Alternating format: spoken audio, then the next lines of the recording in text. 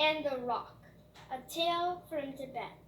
Long ago in Tibet, a milk seller went through the streets, calling milk for sale, fresh milk for sale. Whenever a housewife wanted some, she called and the milk seller stopped and poured fresh, rich milk from his clay pitcher into her pitcher, and then moved on through the streets, still calling, milk for sale, fresh milk for sale. By the middle of the morning, the milk seller decided to take a break. He sat down on a large rock, placing the pitcher beside him. As he sat, a goat herder came down the road, driving a herd of goats ahead of him. The animals trotted and jumped along quite happily. When the goat herder saw the milk seller, he called out, "Good morning, friends!" This startled his sleek goat. The goat leaped into the air, right up onto the rock where the milk seller sat, and knocked over the pitcher, spilling all the milk and breaking the pitcher into many pieces. "Look at this!" the milk seller shouted angrily. Not only is the milk gone, but the pitcher is broken. This is all your fault. I expect that you'll pay for the damage you've done." "The damage I've done?" exclaimed the goat herder. "Why, I didn't do anything except wish you a good morning. How is this my fault?" Well, they shouted and argued until a crowd gathered.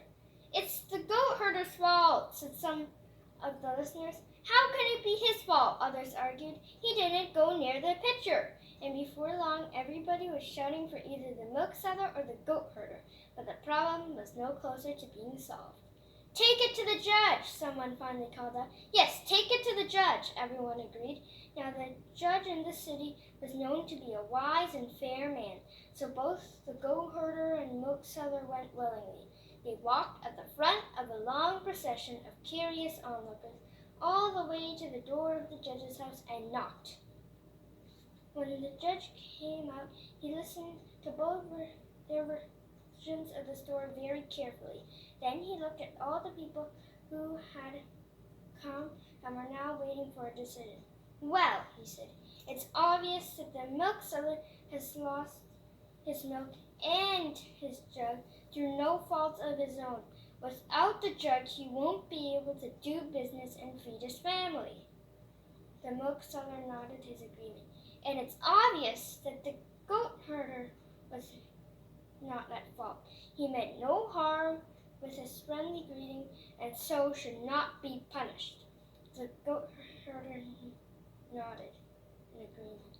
"Well, it's clear then that the goat and the rock are to blame. Arrest them at once," he called to his police chief who was standing nearby. "I'll try them at noon tomorrow."